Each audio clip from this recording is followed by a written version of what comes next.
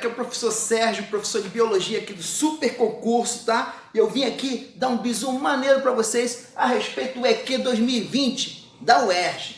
São 5 tópicos fundamentais que vocês precisam estar ligados, que com certeza vai cair nessa prova, tá legal, gente? Nós temos aqui o primeiro aqui, ó, tópico, tá? A genética, que é uma matéria fundamental que vocês precisam saber, tá? A respeito da primeira e segunda lei de Mendel, aquela genealogia, aquela parte do heredograma, tudo isso com certeza vai cair. Outro tópico também fundamental é a respeito da evolução. Os evolucionistas mais célebres que nós temos foram Darwin e Lamarck. Então vocês precisam estudar bastante o darwinismo e o lamarckismo. Outro também que com certeza, esse aqui, gente, atente para esse tópico aqui, ó, é o tópico da ecologia, onde vocês vão precisar estudar bastante os ciclos biogeoquímicos, ciclo do carbono, ciclo do oxigênio, ciclo do nitrogênio, ciclo da água, enfim, todos os ciclos que com certeza serão cobrados devido àquelas queimadas lá na Amazônia. Outro tópico também que vai ser muito importante é o tópico de botânica, onde nós temos aí os 4 grupos de plantas distintos. Quem são esses grupos de plantas? As briófitas, as pteridófitas, as gimnospermas e as angiospermas. Deveremos estudar todos a parte da histologia e a parte da fisiologia. Não esquecendo também da parte da zoologia, tá, gente? Que é aquela parte dos animais invertebrados e dos animais vertebrados, tá? Beleza, gente? Vamos lá, rapaziada. O negócio é o seguinte. Após ter dado, né, os 5 tópicos aí, né, que cairão com certeza nessa prova EQ, no segundo EQ 2020, eu vou formular algumas coisas aqui que vocês, tá, prestarão atenção e com certeza vocês vão gabaritar essa prova.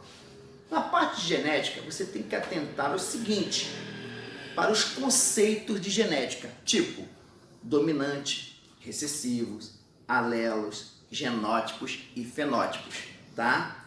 A parte do heredograma também. E saber fazer aquele quadro de Punnett, tá legal, gente?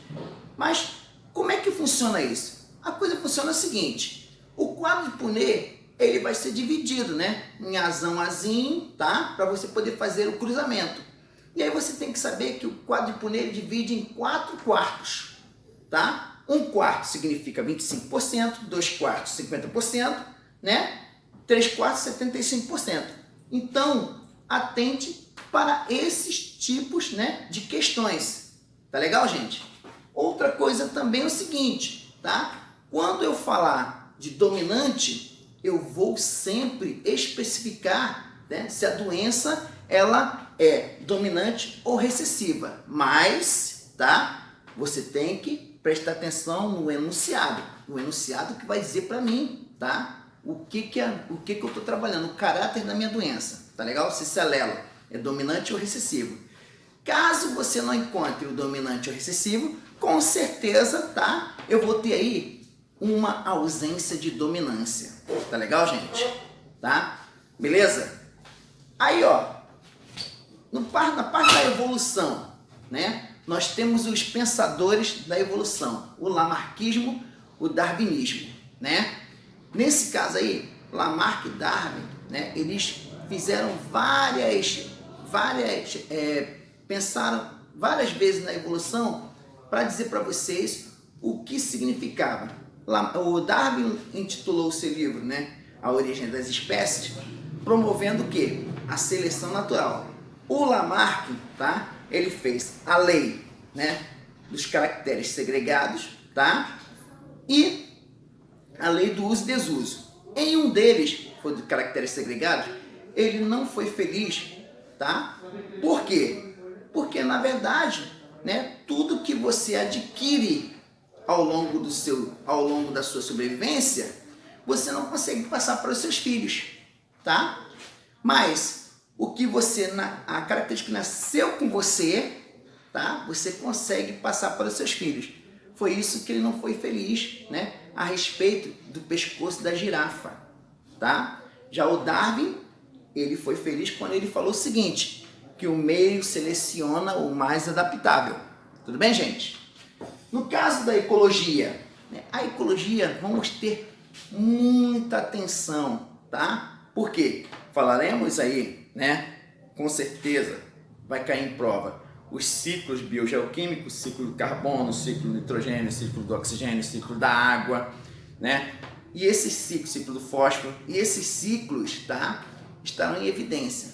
Bom, o ciclo da água, ele é muito importante, pois na Amazônia chove toda tarde. E nesse caso, eu vou ter, tá? A água na Amazônia sempre precipitando todos os dias. Isso significa que as plantas, elas fazem sua fotossíntese, jogam o vapor d'água, né, para cima, e tudo que sobe tem que descer.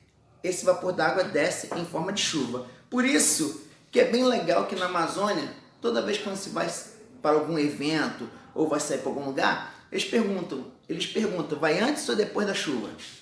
Tá? Porque eles sabem que chove toda tarde. Mas isso também pode acarretar uma coisa, com essas queimadas na Amazônia, alguns estudiosos já estão falando que isso pode, né, agravar a temperatura no planeta. A temperatura no planeta pode subir pelo menos o quê? Pode subir pelo menos, tá, 2 graus, se caso não houver mais a Amazônia. Então por isso que temos que preservá-la ao máximo. Tá legal, gente? Bom, também temos que atentar pelas relações ecológicas, os produtores, os consumidores, os decompositores que fazem parte da cadeia alimentar.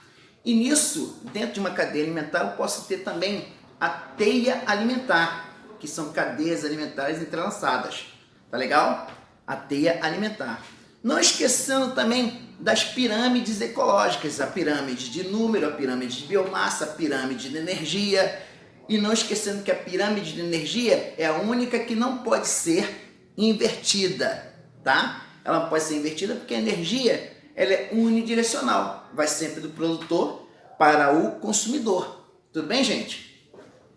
Não esquecendo também a parte de botânica, onde eu vou ter os 4 grupos de plantas, tá? Esses 4 grupos de plantas são as briófitas, pteridófitas, gimnospermas e angiospermas, tá? Todas elas são plantas que podem compor aí a nossa prova. Lembrando que as briófitas são as plantas que não possuem vasos condutores. E da pteridófita para frente são as plantas que possuem vasos condutores. Mas as pteridófitas, tá? Elas ainda dependem da água, assim como as briófitas, tá? As gimnospermas e angiospermas consideramos como plantas superiores. Na verdade, são plantas quais são bem desenvolvidas, tá? E um interessante entre essas duas plantas é que as angiospermas conferem o maior grupo de planta, com cerca de 250 mil das 350 mil aproximadamente que existe na Terra. Vamos atentar também para a parte de zoologia, tá? A parte de zoologia, nós temos que estudar a parte, né, dos micro-organismos, a parte dos invertebrados e a parte dos vertebrados. Nos micro-organismos, vamos estudar aí, ó, né, o reino Monera, o reino Monera, né, os protozoários, enfim, para termos aí uma melhor, para fazer uma melhor prova.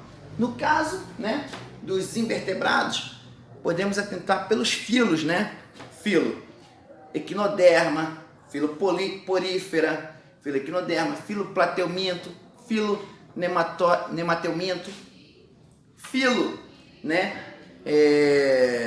Filo equinodermata, filo equinodermas, né? Filo anelídeo, enfim, todos os filos que são invertebrados.